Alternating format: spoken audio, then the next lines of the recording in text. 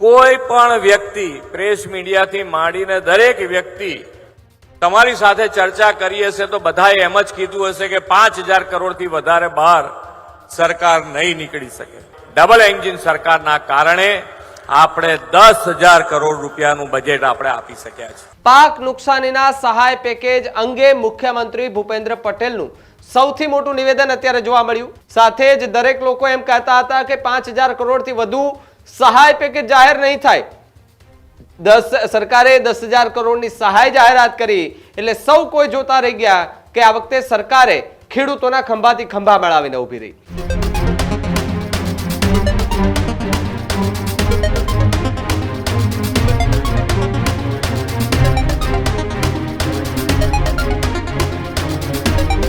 સમાચારોમાં આગળ વાત, રાજ્યમાં પડેલા કમોસમી વરસાદના કારણે ખેડૂતોને ખૂબ મોટે પાયે નુકસાન થયું હતું। ઠેર ઠેર જગ્યાએ સર્વે જે છે તે સરકાર દ્વારા કરવામાં આવી રહ્યો હતો।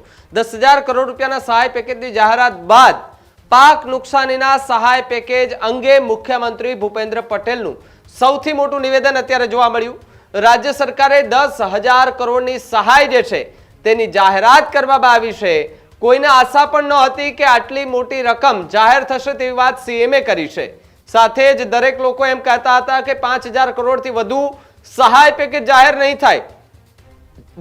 સરકારે 10,000 કરોડની સહાય જાહેરાત કરી એટલે સૌ કોઈ જોતા રહી ગયા કે આ વખતે સરકારે ખેડૂતોના ખંભાથી ખંભા મેળવીને ઊભી રહી। ખેડૂતોના ખાતામાં આ રૂપિયા સીધા જ જમા થશે તેવી વાત મુખ્યમંત્રી ભૂપેન્દ્ર પટેલે કરી। મુશ્કેલીના સમયે ખેડૂતોના સાથે સરકાર સતત ઊભી છે। આ છે ડબલ એન્જિન સરકારનો પાવર તેવી વાત ખુલ્લા મંચ પરથી સીએમ ભૂપેન્દ્ર પટેલ કરતા દેખાયા। કોઈ ખાલી હિંમત આપે ને તોય મુશ્કેલીમાંથી બહાર નીકળીએ છીએ તેવી વાત સીએમ ભૂપેન્દ્ર પટેલે કરી। પાક નુકસાનીના સહાય પેકેજ અંગે મુખ્યમંત્રી ભૂપેન્દ્ર પટેલનું આ સૌથી મોટું નિવેદન જે છે તે અત્યારે જોવા મળી રહ્યું છે। સાથે જ 10,000 કરોડના સહાય પેકેજની જાહેરાત બાદ આવતીકાલથી એ અરજી જે છે તે કરવાની રહેશે ને આવતીકાલથી 15 દિવસ સુધી ઓનલાઈન અરજી કરવાની રહેશે। એટલે સીધા જ એ ખાતા ખેડૂતોના ખાતેદાર છે જે ખાતેદાર હશે તેના ખાતામાં સીધા જ પૈસા જે છે તે જમા થઈ જવાના છે। હેક્ટર દીઠ 22,000 રૂપિયા જે નક્કી કરવામાં આવ્યા છે એ પૈસા સીધા એમના જ ખાતામાં જમા થઈ જશે। એ પ્રકારની વ્યવસ્થા સરકાર દ્વારા ગોઠવી દેવામાં આવી છે। ત્યારે પાક નુકસાનીના સહાય પેકેજ અંગે મુખ્યમંત્રી ભૂપેન્દ્ર પટેલે ખુલ્લા મંચ પરથી શું વાત કહી એમને સાંભળો। આમ તો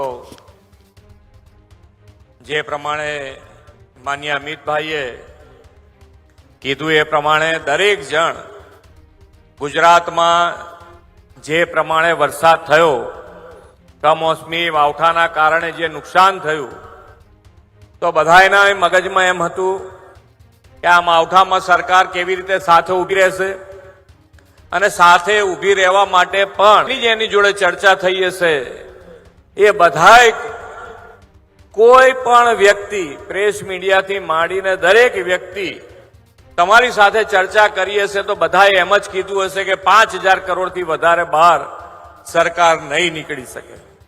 પણ જેમ ડબલ એન્જિન સરકાર છે, માન્ય આપણા વડાપ્રધાન શ્રી ના નેતૃત્વમાં અને અમિતભાઈના માર્ગદર્શનમાં જે ડબલ એન્જિન સરકારનો જે ફાયદો હોય છે એ આવા વખતે જ જેમ આપણે કહીએ છીએ કે સાથે મળીએ તો ગમે તેવી મુશ્કેલી દૂર થઈ જાય, એ મુશ્કેલી દૂર કરવા માટે ડબલ એન્જિન સરકારના કારણે આપણે 10,000 કરોડ રૂપિયાનું બજેટ આપણે આપી શક્યા છે।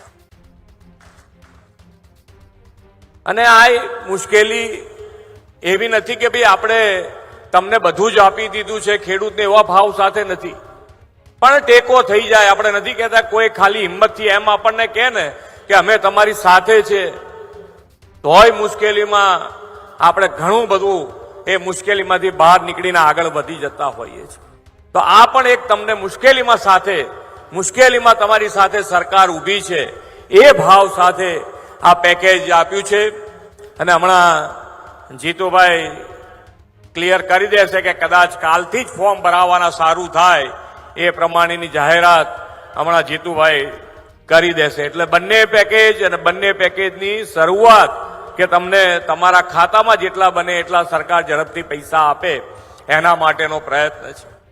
જેમ મગફળીની પણ આપણે ખરીદીની વાત થાય તો ખરીદીમાં પણ એક ક્રાઇટેરિયા છે કે 25% જેટલી ખરીદી, જેટલો પાક હોય એની 25% MSP થી ખરીદી થતી હોય, પણ 25% થી આ વખતે આપણા ત્યાં પાક પણ વધારે હતો એટલે આપણે માનનીય વડાપ્રધાનશ્રીને રજૂઆત કરી હતી કે આગળ લખ્યો હતો કે ભાઈ અમને થોડી વધારે ખરીદી કરવાની છૂટ આપજો. તો આપણે એ જે છૂટ આપી છે એમાં પણ આપણને ડબલ એન્જિન સરકાર તરીકે ફાયદો થયો અને આજે આપણે 125 મણ લેખે દરેક ખેડૂતની મગફળી પણ ખરીદી શકીએ એટલો મોટો જથ્થો આપણને સેન્કશન થયો છે અને એનો પણ ફાયદો ખેડૂતોને થાય એના માટે સરકાર કટિબદ્ધ છે.